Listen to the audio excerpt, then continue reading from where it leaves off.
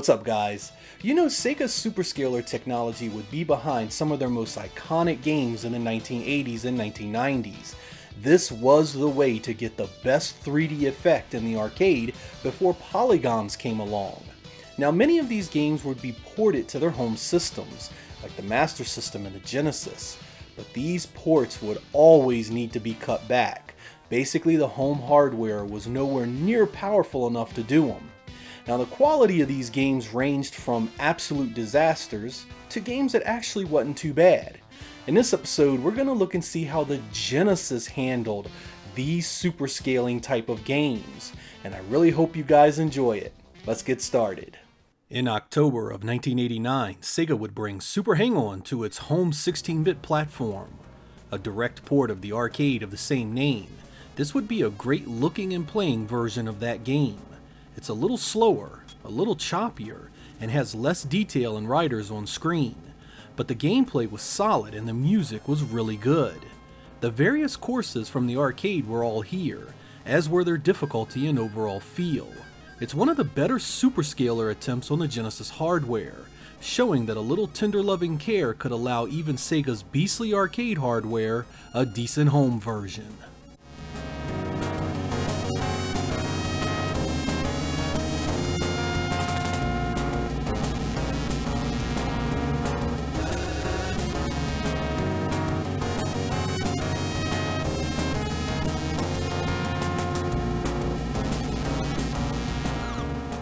Space Harrier 2 was released during the Japanese launch in October of 1988, and wasn't based directly on the arcade, but rather its sequel.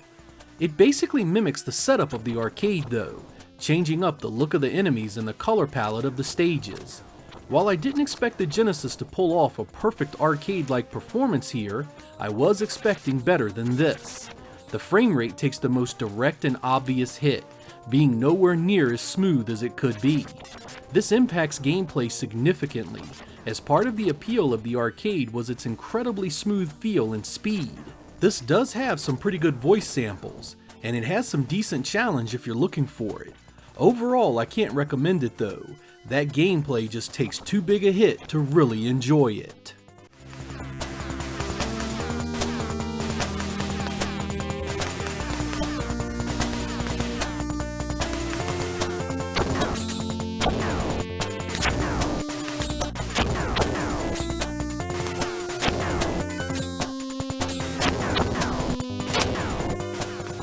In August of 1991, Sega's racing staple Outrun was released for the Genesis. This was almost 2 years after the release of the system in Japan, surprising considering its popularity. It was perhaps for the best, however, for this is a very decent port of the arcade original.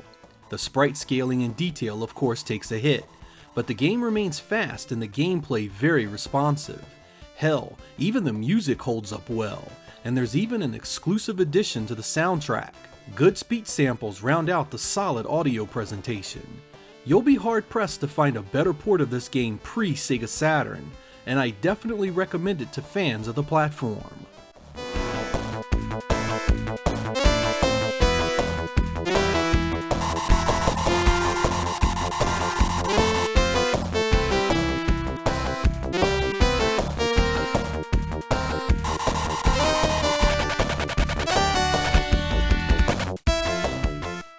The direct sequel to Outrun, Turbo Outrun, was released in February of 1992, and while I wish I could recommend it, this is a piss-poor port of the arcade original. Everything suffers immense cutbacks here. Stage detail is dialed back heavily, as is the music and sound effects. I could have lived with that if the game played well enough, but it doesn't at all. The arcade turbo button remains, but is made utterly useless by the fact that hitting cars can nearly stop you dead in your tracks, and the overall feeling of unresponsiveness of the car. These infuriating changes really affect the enjoyment of the gameplay, which is compounded by the visual and audio problems. This would have made a much better Sega CD release, where at least some of the arcade's visual pizzazz could have been retained.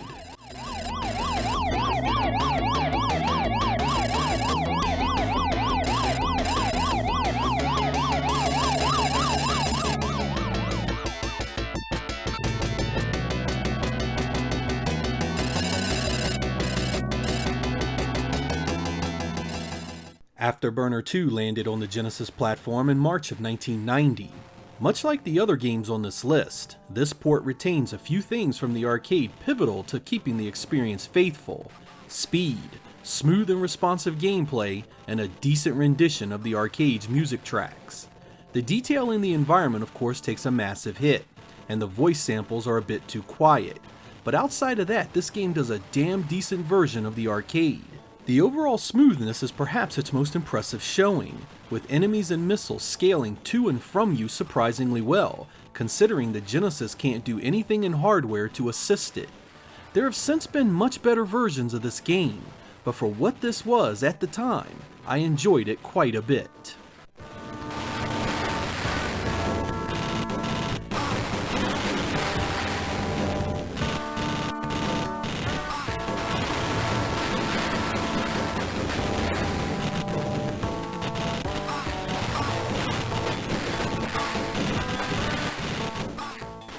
Super Thunderblade saw a Genesis port in October of 1988 during the Japanese launch. As many of you know, I am a big fan of the arcade original, with that being one of Sega's most impressive superscalar games in the 1980s. This piss poor game here is nothing of the sort. I expected the heavy cutbacks in graphics, which are prevalent at every level of the presentation. Overhead stages lose all scaling, with no attempt to add even some parallax scrolling for depth, and third-person stages lose major detail as well. Sound effects are terrible and completely drown out the musical score. I might could have looked past all that if the game played well, but it doesn't, with your aircraft feeling like it's stuck in molasses. It's not responsive, and you can't even move around freely in the overhead stages. Sega should be ashamed of this turd, and I highly recommend you give it none of your time.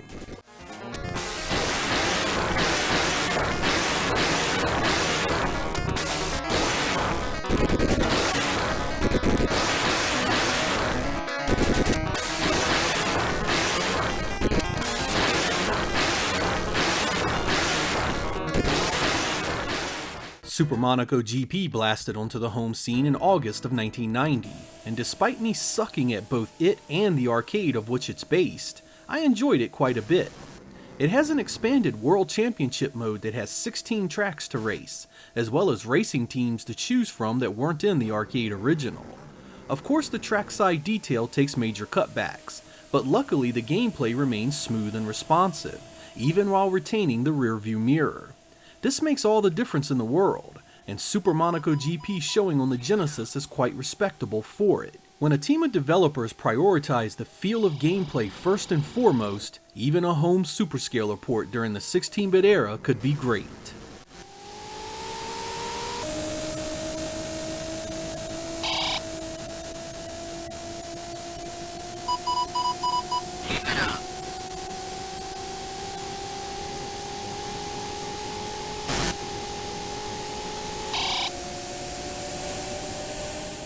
September of 1991 would bring one of my most disappointing ports to the Sega Genesis, Galaxy Force 2.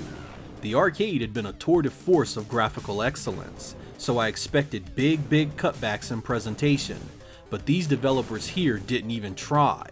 Much of this game gives you barren landscapes for graphics, populated with flicker-written sprites that are choppy as hell.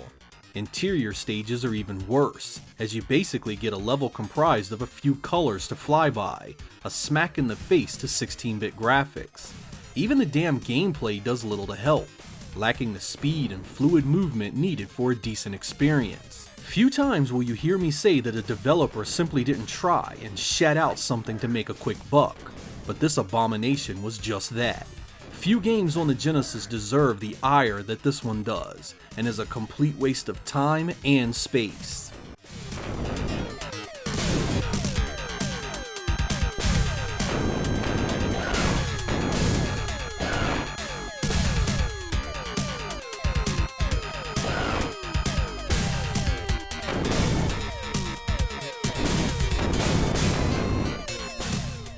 G-loc Air Battle was released on the Genesis platform in February of 1993, and despite it being nearly 3 years after the Genesis port of Afterburner 2, fails to meet that game's quality all the way around. Many stages lack any kind of ground detail, which is a head scratcher considering that a few have a solid effect of just that. I do not care for the gameplay of this one either, lacking both the speed and easy missile lock of Afterburner 2, as well as its musical score. There's a really cool effect of being pulled in and out of the first and third person scenarios, but outside of that, this is a poor effort that simply doesn't play as well as it should.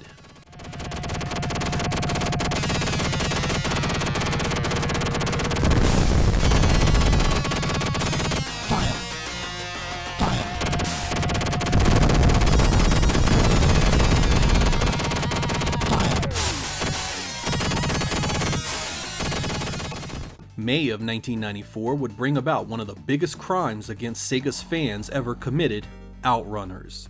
This port of the high-octane arcade original is a shell of its source material.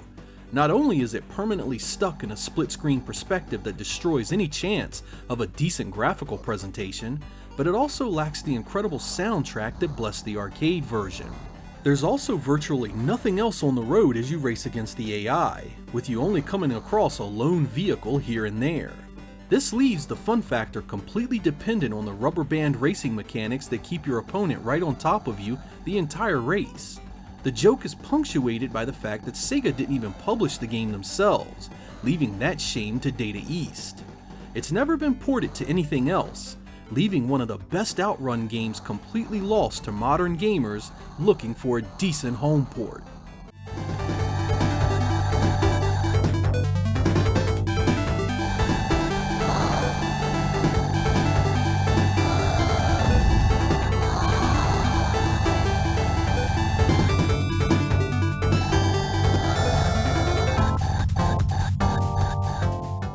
So there we go guys, super scalers on the Sega Genesis.